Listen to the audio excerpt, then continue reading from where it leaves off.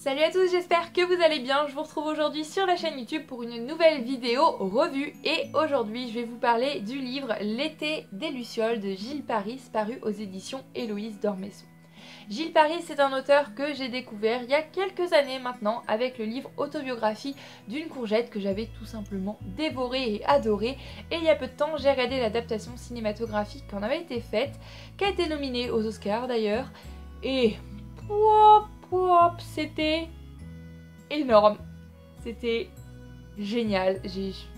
Voilà, je suis amoureuse de ce film d'animation, je pense, c'est tellement bien fait. Voilà, donc après avoir vu ce film d'animation, bien évidemment, j'avais envie de retrouver la plume de Gilles Paris dans un autre univers, dans une autre histoire, en espérant retrouver ce langage très enfantin avec les fautes de grammaire volontaires que j'avais trouvé dans l'autobiographie d'une courgette. Et à la médiathèque, je suis tombée sur celui-ci, sur un stand spécial édition Héloïse d'Ormesson. Et je me suis dit que c'était un petit peu un signe, vous voyez, c'était le moment d'emprunter ce livre. Ça sentait le soleil au vu de la 4e de couverture. Et pour vous résumer l'histoire, je pense que je vais simplement vous lire la 4e de couverture qui représente très bien, je trouve,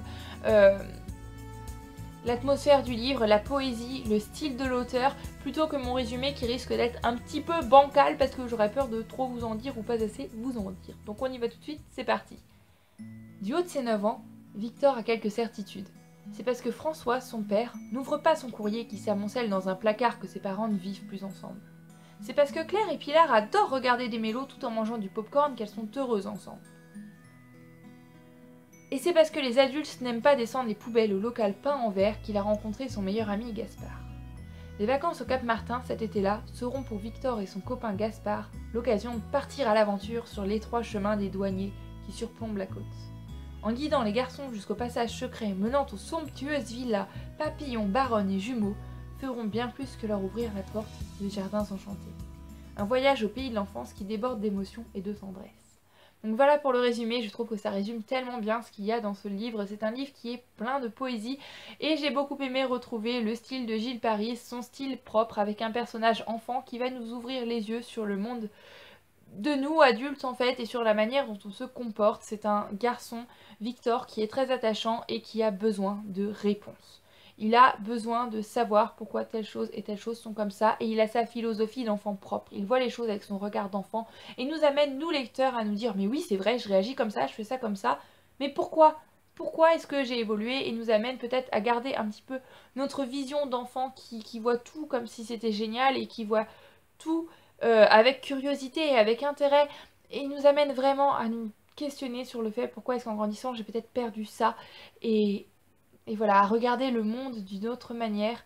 Et j'ai trouvé ça vraiment très beau, c'est ce que j'avais aussi découvert dans l'autobiographie Une courgette de Gilles Paris que j'avais lu, mais si vous attendez à retrouver le style propre d'autobiographie d'une courgette avec un personnage qui fait beaucoup de fautes de grammaire, vraiment écrit comme un enfant, je pense que de ce point de vue-là, vous serez un petit peu déçu avec L'été des Lucioles parce que c'est beaucoup plus narratif et voilà, c'est une écriture beaucoup plus standard si je puis dire. On n'a pas ce dialogue d'enfant. Victor a quand même 9 ans et il parle très bien, il ne fait pas de fautes. Mais malgré tout, on retrouve cette nostalgie de l'enfance, on retrouve cet univers très enfantin et un univers aussi très estival. On est en plein milieu de l'été, il fait chaud, il fait bon, et autant vous dire que j'ai lu ce livre avec la fenêtre grande ouverte. C'était le début du printemps et je me suis presque sentie en été et ça faisait du bien. Un bon livre qui parle d'été et de la vitamine D. Que demander de mieux après ces mois tout grisaillous? Eh bien, ça faisait du bien, ça m'a rendue heureuse, ça m'a donné la patate, ça m'a donné le sourire. Un très beau livre avec une très belle plume que j'ai pris beaucoup de plaisir à redécouvrir. Et voilà, des personnages attachants, je pense pas seulement à Victor, je pense aussi à tout le panel de personnages que l'on va découvrir. Et l'auteur va amener un très beau message qui est que parfois nos erreurs d'enfant peuvent peut-être nous empêcher de grandir. Et il amène ça avec une touche de fantastique. Quand j'ai vu ça arriver, je me suis dit oh là là là là, non mais qu'est-ce que le fantastique vient faire là-dedans? Qu'est-ce qu'il fait? Je suis pas d'accord, je veux pas de ça, qu'est-ce que c'est que ça?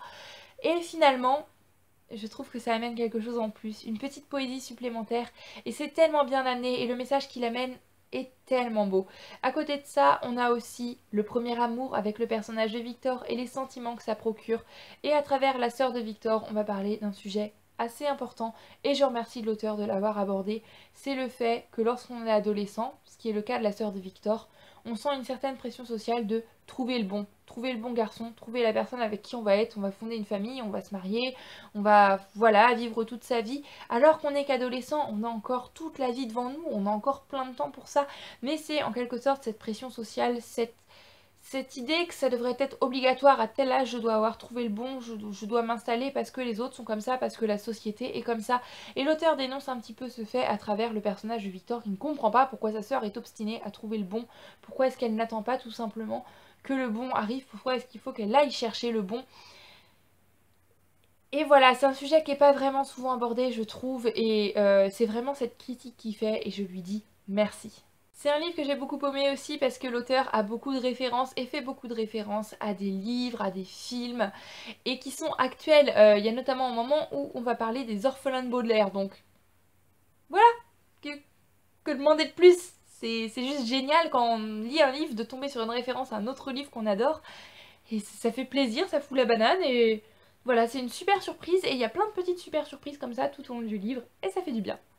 Après, je ressors pas totalement emballée de ce livre, finalement je ressors un petit peu mitigée parce que y a des moments que j'ai trouvé un petit peu longs, des moments où il se passait peut-être pas grand chose et je me suis dit mais si c'est comme ça tout le livre, qu'est-ce qui va se passer jusqu'à l'introduction de cet élément fantastique où ça devient peut-être un petit peu plus intéressant et on a ce mystère qui donne envie de continuer.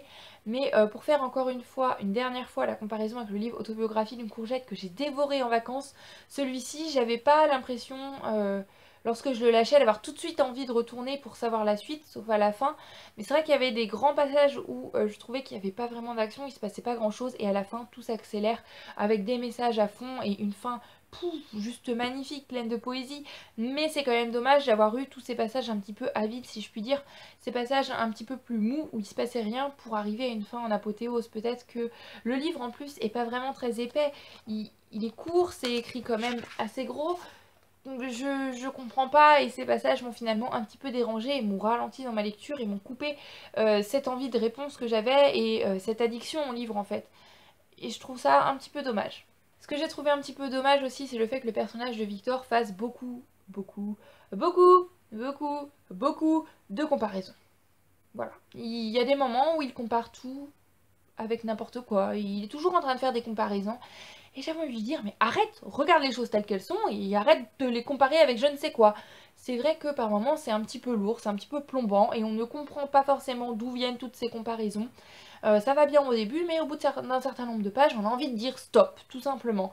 Après voilà, ce sont là que quelques petits points négatifs que j'ai à redire sur ce livre, pour ma part, de mon point de vue. Malgré tout, je ne vais pas le nier, j'ai passé un très bon moment de lecture, c'était une évasion en plein milieu de l'été, c'était poétique, il y avait de très beaux messages et j'ai aimé découvrir Gilles Paris dans un style que je trouve quand même assez différent d'Autobiographie d'une courgette, même si on a la même base avec un personnage enfant qui regarde le monde des adultes de son point de vue d'enfant, et c'est ce que j'aime beaucoup avec la plume de Gilles Paris. Je pense découvrir d'autres livres de l'auteur, je pense notamment Au pays des kangourous, qui a l'air juste top et qui a beaucoup de bons avis également. Donc voilà, un bon moment, mais je pense pas que ce livre va rester très longtemps dans ma mémoire. J'en ai terminé avec cette vidéo revue, j'espère qu'elle vous aura plu. Pour ma part, comme d'habitude, je vous fais à tous plein de bisous. Je vous souhaite d'excellentes lectures, une très belle journée, nuit, soirée, quel que soit le moment auquel vous regardez cette vidéo. Et ben pour ma part, en attendant la prochaine vidéo, je vous fais à tous plein de bisous. Bye bye!